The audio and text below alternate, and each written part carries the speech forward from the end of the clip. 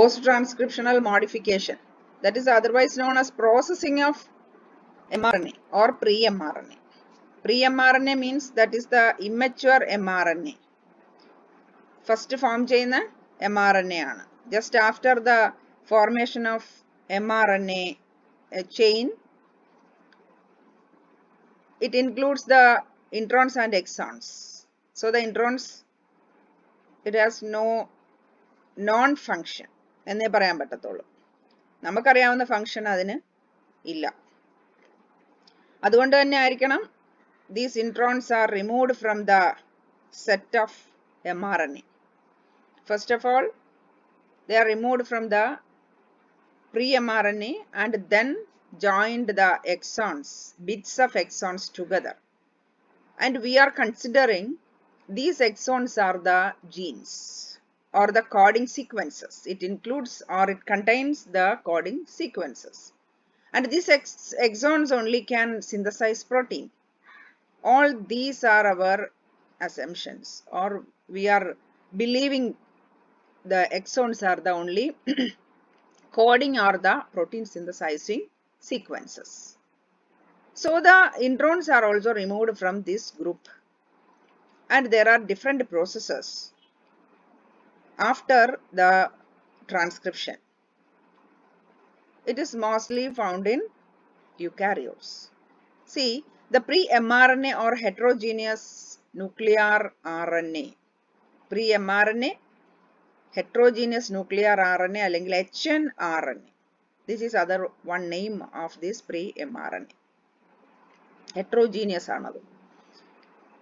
And also this is exceptionally long and immature and also non-functional. One reason is that it is non-functional, that is the function of the mRNA or the synthesis of protein that will be happened only in the cytoplasm.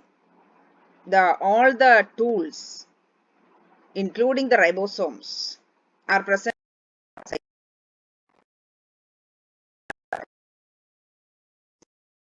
mRNA or the pre-mRNA is non-functional. Another one reason is that it is immature. After certain processes, after certain mechanisms, this pre-mRNA or the immature mRNA becomes mature mRNA or functional. Pre-mRNA undergoes chemical modification inside the nucleus and becomes a mature functional mRNA, and this is called post-transcriptional modification or mRNA processing. So the chemical modifications, different types of modifications, different kinds of modifications. We know some of the modifications. നമുക്കറിയാവുന്നത് വളരെ കുറച്ചും കൂടി അറിയാമായിരിക്കും ശാസ്ത്ര ലോകത്തിന്. ഇനിയും ഒട്ടും അറിയാൻ പാടില്ലാത്തതായിരിക്കണം ഏറ്റവും കൂടുതൽ ഇതിനകത്ത് നടക്കുന്നത്. നമ്മളിപ്പോഴും എല്ലാം അറിയാം എന്നൊക്കെ അഹങ്കരിക്കുന്നെങ്കിലും നമുക്ക് 0.00001 അങ്ങനെ എത്ര സീറോ ഇട്ടതിന് ശേഷമുള്ള ഒരു 1 ആയിരിക്കാം അറിയാവുന്നത്. അതിനപ്പുറമുള്ളതെല്ലാം ഇന്ന് നമുക്ക് എന്താണ്, എല്ലാം നമുക്ക് അജ്ഞാതമായിട്ടുള്ള കാര്യങ്ങളാണ്. So in the post-transcriptional modification, 3 major events. The non-events are these: splicing or trimming, then capping and tailing. And all of us know what are these. The first one is the splicing. That means the particular enzyme that is called the nucleases, especially called ribonucleases. They slice this long chain and removed the introns, and then it's joined together. So the removal or the cutting, that is with a specific enzyme. After that, the joining of the exon, that is also performed by another one enzyme that is called a ligase, and it is specifically called RNA ligase. And then the spliceosome lariat mechanism, that is seen behind the process of splicing. Then the capping is the next process, that is formation of protective cap, that is at the 5' end. We know the chain the DNA itself has the polarity, means the one end is 5' and the other end is 3', that we know. Similarly, the messenger RNA or all the RNAs are also have this type of polarity 5' and 3'. So here a cap that is placed at the position 5' end. 5' എൻഡിലാണ് ഒരു cap വരുന്നത്, ഒരു തൊപ്പി വെച്ച് കൊടുക്കുകയാണ്. അവിടെ എന്താണ് ഒരു തൊപ്പിയായിട്ട് act ചെയ്യുന്നതെന്ന് നോക്കിക്കോ. Addition of 7-methyl guanosine. 7-methyl guanosine എന്ന് പറയുന്ന ഒരു component add on the 5' end of this particular or this mRNA or the pre-mRNA. Pre-mRNAയുടെ 5' എന്ത് വരും? ഒരു ക്യാപ്പ്. എന്തിന്റെ ക്യാപ്പാണ്? 7-methyl guanosine ഒരു ക്യാപ്പ് അവിടെ ഫോം ചെയ്യും. അതാണ് 5' നടക്കുന്നത്. ഈ 7-methyl guanosine എന്ന് പറയുന്ന attachment or the capping, it also has 2 events. എന്താണ്? Methylation of the first 2 or 3 nucleotide. 5' എൻഡിലുള്ള 2-3 nucleotide. അപ്പൊ ആദ്യം നിൽക്കുന്ന ന്യൂക്ലിയോറ്റൈഡുകൾ 2 അല്ലെങ്കിൽ 3 എന്ത് സംഭവിക്കും? മീഥൈൽ ഗ്രൂപ്പ് ആഡ് ചെയ്ത് കൊടുക്കും. അതിനെയാണ് മെത്തിലേഷൻ എന്ന് പറയുന്നത്. That is the one event. Then the second one is capping of the molecule by the incorporation of a 7-methyl guanine nucleotide. അപ്പൊ എന്താണ്? 7-methyl guanine എന്ന് പറയുന്ന ഒരു സംഭവം കൂടെ ഇവിടെ ആഡ് ചെയ്ത് കൊടുക്കും. അപ്പം മീഥൈൽ ഗ്രൂപ്പ് 2 or 3 ആഡ് ചെയ്യുന്നുണ്ട്. ഒപ്പം തന്നെ 7-methyl guanine എന്ന് പറയുന്ന ഒരു പാർട്ടും കൂടെ ഈ capping എന്ന് പറയുന്ന പ്രോസസ്സിൽ വന്നു ചേരും. That is at the 5' end of this messenger pre-mRNA. Okay, അവിടെ അത് വരും. അതാണ് capping എന്ന് പറയുന്നത്. Then what is tailing? So we know the 5' end. അവിടെ capping നടന്ന് the opposite end, that is the 3' end, there we can see the process of addition of adenine. Adenine addition അല്ലെങ്കിൽ adenine nucleotide several or hundreds or more than hundreds. എത്ര? 100 അല്ലെങ്കിൽ 200 300 അങ്ങനെ amino acid nucleotide adenine എന്ന് പറയുന്ന nucleotide മാത്രം, A എന്ന് പറയുന്ന ആ ഒരു ന്യൂക്ലിയോറ്റൈഡ് മാത്രം വന്ന് ആഡ് ചെയ്തുകൊണ്ടേയിരിക്കും. So the similar nucleotide adenine that is add on the 3' end of this pre-mRNA. ഈ pre-mRNA ആയിട്ടിരിക്കുന്ന അതിന്റെ 3' എൻഡില് 100 കണക്കിന് ന്യൂക്ലിയോറ്റൈഡ്, ഏതാണ്? അഡിനീൻ എന്ന് പറയുന്ന ഒരൊറ്റ ന്യൂക്ലിയോറ്റൈഡ്. അവിടെ ഗ്വാനിനോ സൈറ്റോസിനോ യുറാസിലോ ഒന്നുമേ അല്ല ആഡ് ചെയ്യുന്നത്, only adenine. Add upon the 3' end of the messenger RNA. അവിടെ വന്ന് ആഡ് ചെയ്യും. And this is added with the help of an enzyme. Adenylic acid transferase എന്ന് പറയുന്ന എൻസൈം ആണ് ഇതിനെ ഓരോന്നിനെ ഒന്നൊന്നായിട്ട് ആഡ് ചെയ്ത് കൊടുക്കുന്നത്. Then what are the functions? ഈ post-transcriptional modification എന്ന് പറയുന്ന 3 major events എന്തിനു വേണ്ടിയിട്ടാണ് നടക്കുന്നത്? What are the functions of this capping and tailing?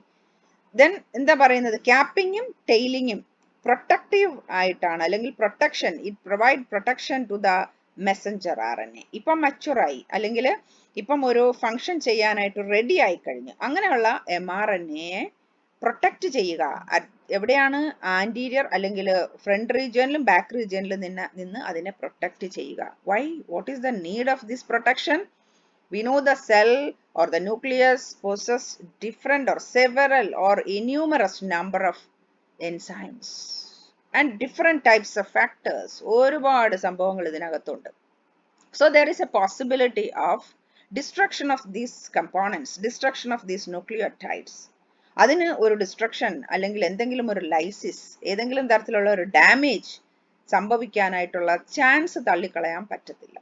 So this is the capping and the tailing.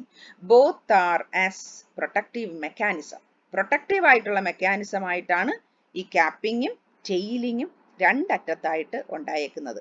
അതാണ് protect the mRNA from degenerative actions എന്ന് പറഞ്ഞേക്കുന്നത്. Then polyethyl that has another one more function. എന്താണ് ഈ mRNA പുറത്തേക്ക് പോകുമ്പോൾ this tail that is act as a propeller. എന്താണ് പ്രൊപ്പല്ലറിന്റെ ജോലി എന്താണ്? അത് മുന്നിലേക്ക് തള്ളിക്കൊടുക്കും അല്ലെ? വെള്ളത്തിലൊക്കെ ബോട്ടൊക്കെ പോകുമ്പോൾ നമുക്ക് കാണാം, വെള്ളം പുറകിലേക്ക് തള്ളിപ്പോകുന്നതിന്റെ ഫലമായിട്ടാണ് ബോട്ട് മുന്നിലേക്ക് ഓടിപ്പോകുന്നത്. ഇതും അതുപോലെ തന്നെയാണ്. വാല് എന്നുള്ള പേര് തന്നെ കൊടുത്തേക്കുന്നത് അതുകൊണ്ടാണ്. So poly A tail help to pass through the nuclear pore. Nuclear pore വഴി ഇത് പുറത്തേക്ക് തള്ളി പോകാനായിട്ട് സഹായിക്കുക എന്നുള്ളൊരു ജോലിയും ആർക്കുണ്ട്? ടെയിലിനുണ്ട്. അതുകൊണ്ട് അതൊരു പ്രൊപ്പല്ലർ പോലെ അത് ആക്ട് ചെയ്യുകയും ചെയ്യും. So the capping and tailing provides protection and the tailing also provide propelling action. ഇല്ലേ? So it helps to pass through the nuclear pore to cytoplasm. Then see a transport of RNAs from nucleus to cytoplasm.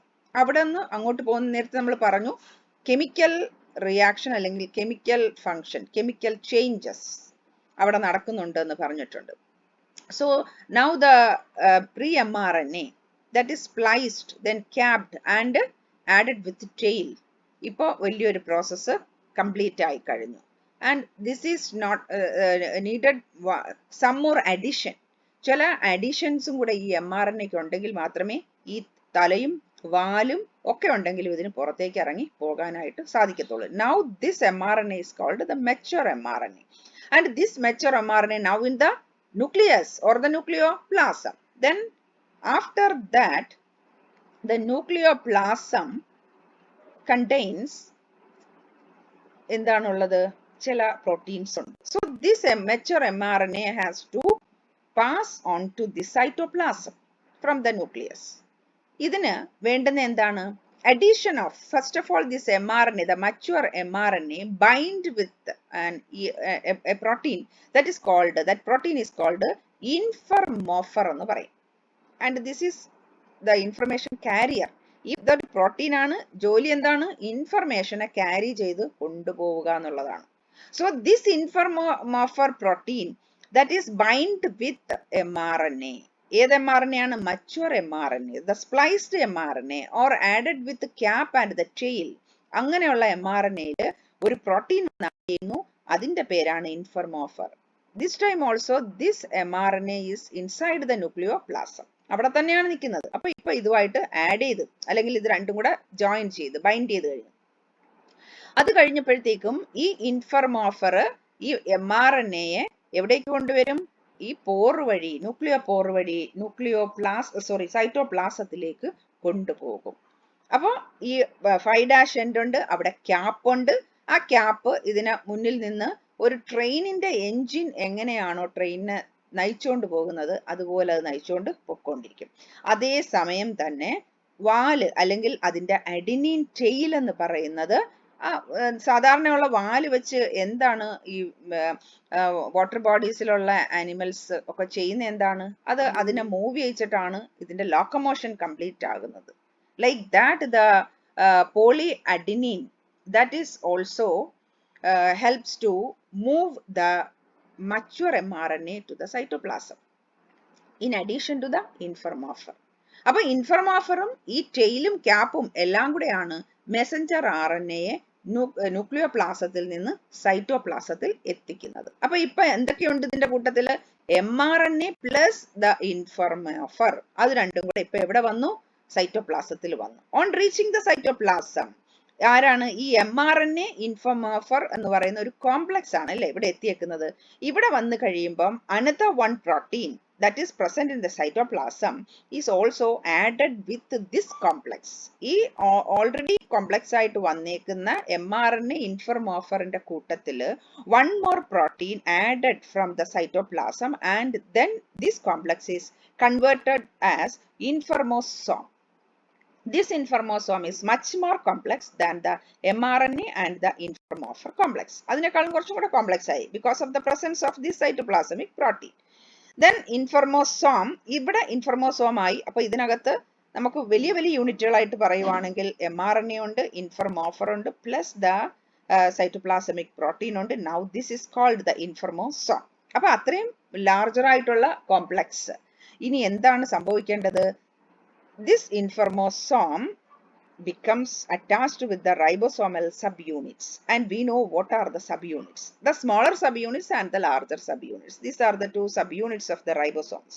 Always these ribosomes are separated or dissociated form in the cytoplasm. They are seen as dissociated form or the separated form in the inside the cytoplasm. Cytoplasm അത് separate ആയിട്ടാണ് കാണുന്നത്. ഒരു smaller sub യൂണിറ്റും larger sub യൂണിറ്റും എപ്പോഴും separate ആയിട്ട് തന്നെ കിടക്കും.